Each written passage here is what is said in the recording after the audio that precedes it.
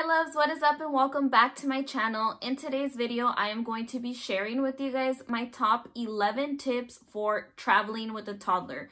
So as we all know, traveling with children is never really easy. Even if they are the best behaved children ever, sometimes it's not really easy. It's tough for them to be in a long hour flight, especially if the flight is for a few hours. So today I'm going to be sharing with you guys a few of my favorite tips that have helped me so much when it comes to traveling with my baby boy. He is now 5 years old, but when we started traveling with him, he was only 18 months old. So I feel like I do have a few little tricks and tips up the sleeve that are definitely going to help you guys. So if you are interested in this video, definitely stick tuned. But before we get started, if you haven't already, please make sure to subscribe and hit that notification bell so you're notified every time I post a new video. And let's go ahead and get started.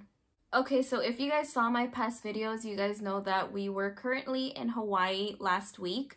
And you guys, it was so beautiful. It was a much needed vacation. We had so much fun just hanging out and spending quality time together, my boys and I. And it was so much fun. But with that being said, there's always a travel process, and if you are traveling with kids, sometimes it's a little complicated because, you know, they're kids. Who wants to be sitting down in a 4 or 5 hour flight, sometimes even more if you're going further? So my number one tip to helping with traveling with kids is get TSA Precheck. For those of you guys who don't know what TSA Precheck is, it's pretty much a faster form of getting through security. And it just makes life so much easier. If you guys have seen in the airport, there's always two lines. There's always the regular line, which for the most part, it's always pretty busy. And then they also have a TSA Precheck line, which there's not a lot of people. When I didn't know what TSA Precheck was, sometimes I would be like, I want to go in that line because there's not a lot of people. But obviously, you can only go on there if you do get TSA Precheck. Getting TSA Precheck is super easy. You only have to pay $85 and that pretty much lasts you for 5 years. So if you are someone who likes to travel as my little family and I do definitely recommend getting TSA Precheck. And even if you don't, if you're not going to use it for those 5 years, it's only 85 bucks. So I definitely still recommend it because it just saves you so much time. The process is really easy. All you gotta do is pretty much go on the government site for TSA Precheck. You fill out all your information, you schedule your appointment. The appointments, they have so many places where they do it. I thought it was going to be something that was going to be, you know, long lines, it was going to take forever, but it was fairly easy. Like the one where we went to, it was inside a Staples, and there was only like one person ahead of us, so we only waited for like, what, 15 minutes at most, and then we went ahead and did our process. They take our fingerprints, they take your picture, all that good stuff, and then you get your TSA Precheck approval through email in a few days. So it was really easy to do that. And then also I want to mention, so when you guys do get approved, obviously when you go to the airport, it's going to show on your boarding pass that you are TSA Precheck.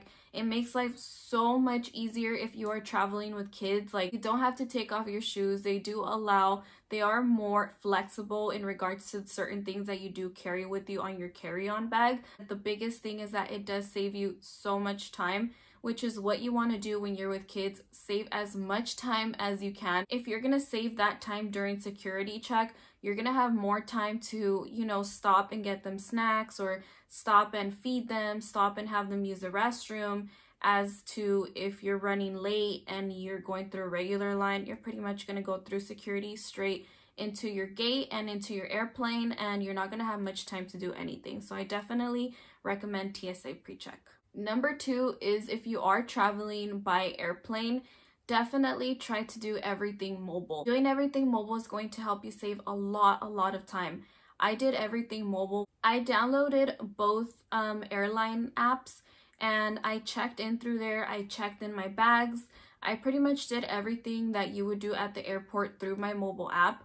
When we got to the airport, all we had to do is go to the little, you know, screens that they have there.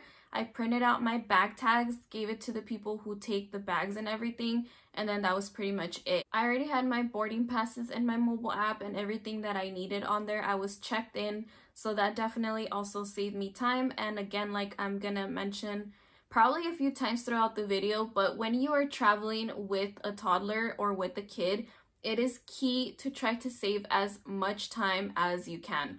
The reason why is because all that time that you're saving, you're actually getting that extra time for the kids. Like I said, to let them run around a little bit, let them have a bite to eat, use the restroom, all that good stuff, which is definitely going to be super helpful right before boarding your flight. So definitely consider doing things mobile when it comes to checking in with your airline, printing boarding passes, checking in your luggage, all that good stuff.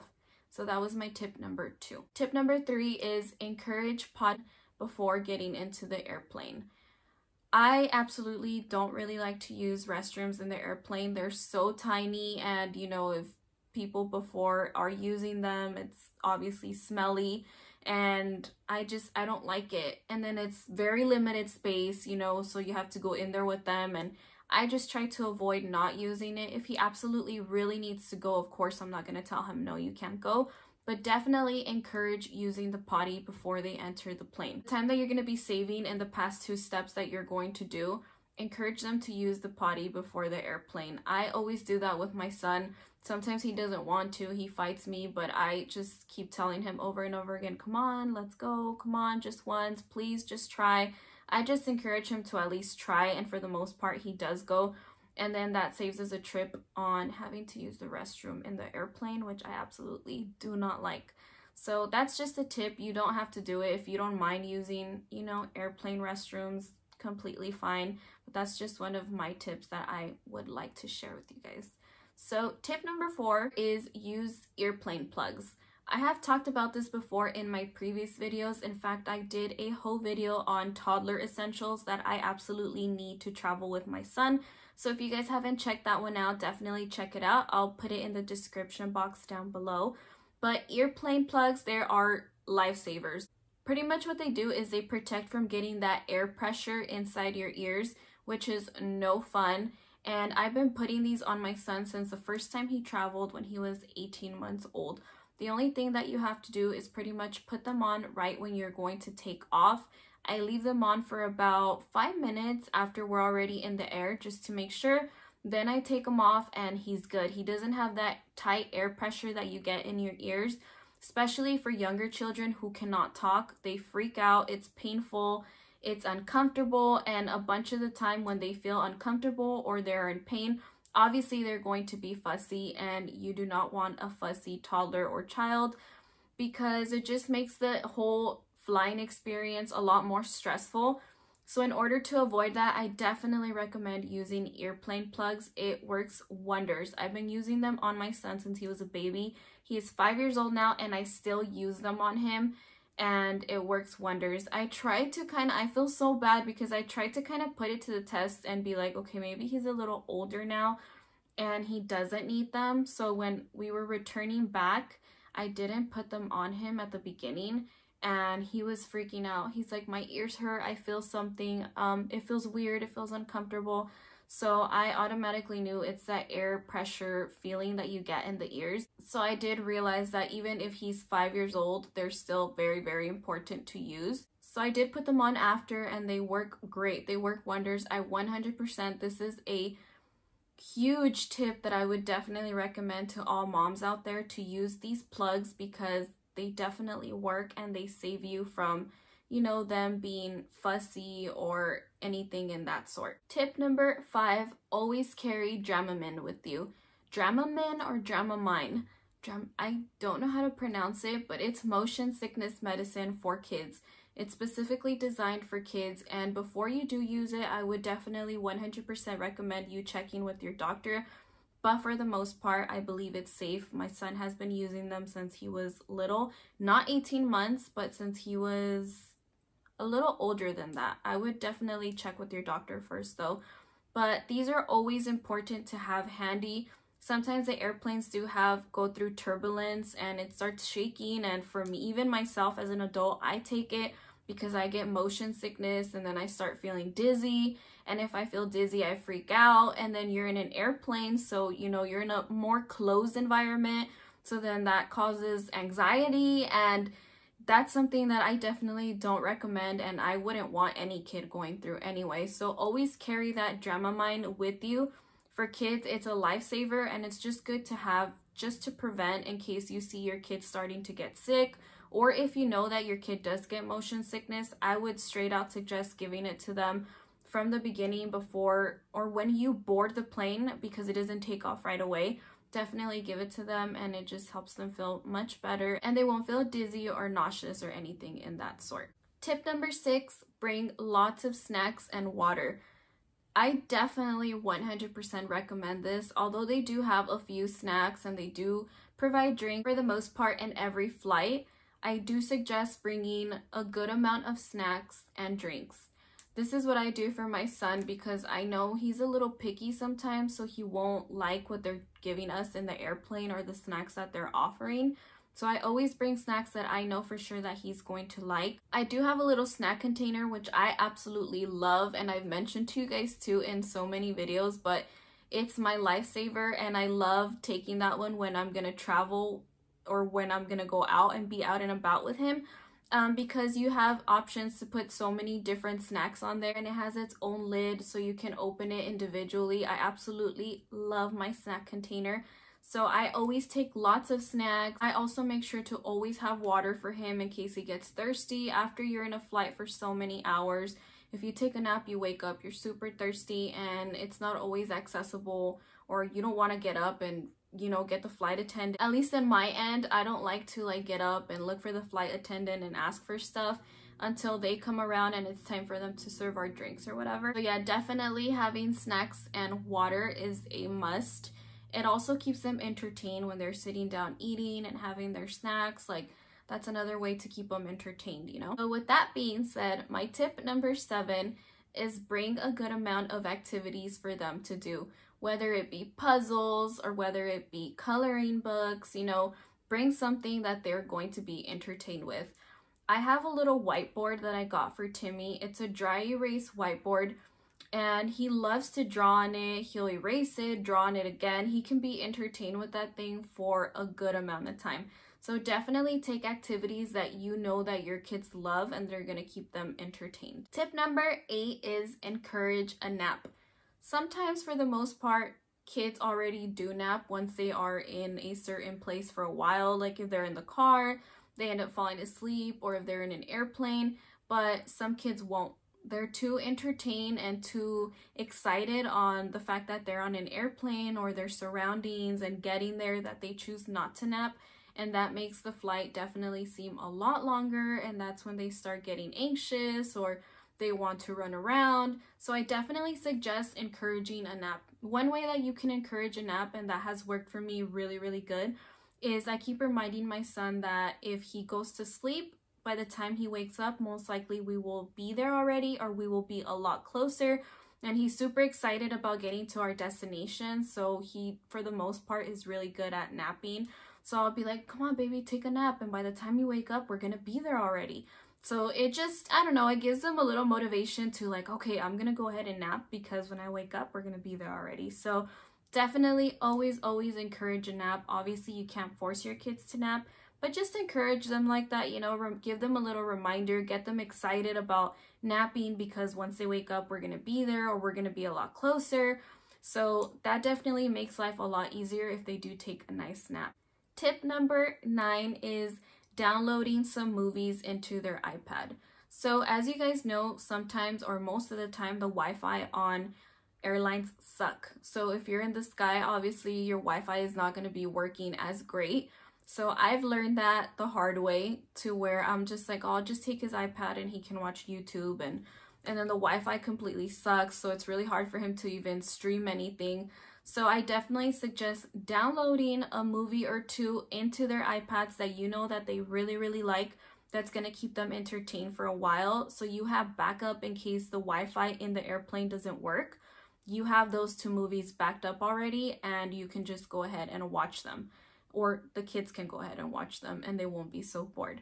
So definitely download a thing or two to the iPad so that you're not, in a pickle when the Wi-Fi isn't working. Tip number 10, get yourself a small, lightweight, and very easy to use stroller.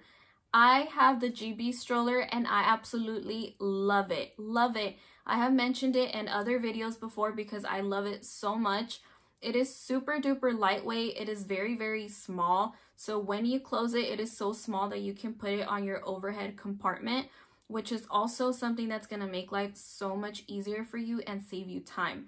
If you have a big stroller, you can take your stroller to the airplane, but you have to check it in at the gate. You're not allowed to take it with you or put it on the overhead compartment. You have to check it in. My GB stroller is super duper small that when it folds, like, you can't even tell it's a stroller. I just put it in the little bag. I put it on the overhead compartment and we're good to go. Like, I don't have to worry about waiting to receive it once we land, standing there waiting for them to bring out the strollers. Like, I don't have to worry about all that because all I have to do is pull it out of the overhead compartment, wear it as my backpack, come out with my son, go into an area where we're not blocking traffic, put the stroller out, put him in the stroller. So easy. It makes life so much easier. So I definitely recommend getting yourself a stroller that's super lightweight and easy to travel with, like the GB stroller.